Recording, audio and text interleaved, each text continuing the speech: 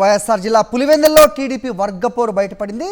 Ration షాపుల కోసం ఇరు వర్గాలుగా విడిపోయి దాడులకు తెగబడ్డారు. పులివెందుల్లో రేషన్ షాప్ డీలర్ల కోసం పరీక్షలు నిర్వహిస్తున్నారు. తమ వర్గానికి చెందిన వారే పరీక్షకు హాజరు కావాలంటూ రెండు వర్గాలు కూడా పట్టుబట్టాయి.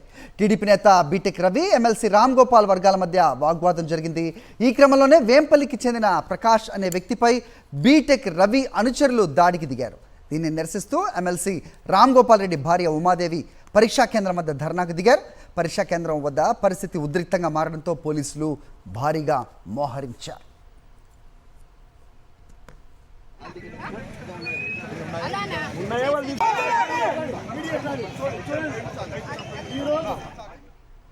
ఇది అంశంపై అప్డేట్స్ మా కరెస్పాండెంట్ శ్రీనివాస్ అడిగి మరిన్ని వివరాలు తెలుసుకుందాం.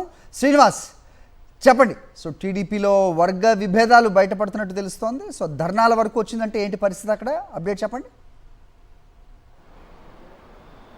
ప్రతి నియోజకవర్గంలో కూడా వర్గపోరు తీవ్రస్థాయిలో చేరింది. మొత్తం మీద పులివెందుల నియోజకవర్గాన్ని కనుక తీసుకున్నట్లయితే ఆధిపత్యం కోసం ఇటు ఎమ్మెల్సీ రామ్ గోపాల్ రెడ్డి వర్గము, అదేవిధంగా మాజీ ఎమ్మెల్సీ బీటెక్ రవి వర్గం కూడా తీవ్రస్థాయిలో పోటీ పడుతున్నటువంటి నేపథ్యం అయితే ఉంది. తాజాగా ఏదైతే పులివెందుల నియోజకవర్గ పరిధిలో, రెవెన్యూ డివిజన్ పరిధిలో ఉన్నటువంటి రేషన్ షాపులు ఖాళీగా ఉన్న వాటికి పరీక్షలు నిర్వహిస్తున్నారు. ఈ పరీక్షలు ఎవరైతే సెలెక్ట్ అవుతారో ఆ సెలెక్ట్ అయిన వాళ్ళని రేషన్ డీలర్గా పెట్టేటువంటి పరిస్థితి ఉంది. సో ఈ నేపథ్యంలో కేవలం తమ వర్గీయులు మాత్రమే పరీక్షకు హాజరు కావాలి, వేరే వాళ్ళు ఎవరు రావడానికి వీల్లేదని చెప్పేసి బీటెక్ రవి వర్గీయులు ఏదైతే పరీక్షా కేంద్రం వద్ద అడ్డుకున్నటువంటి పరిస్థితి ఉంది.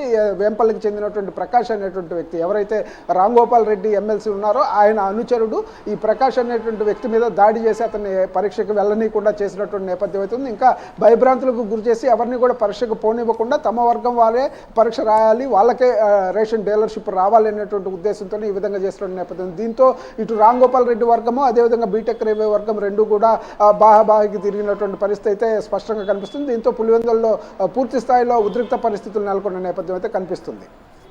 ఓకే శ్రీనివాస్.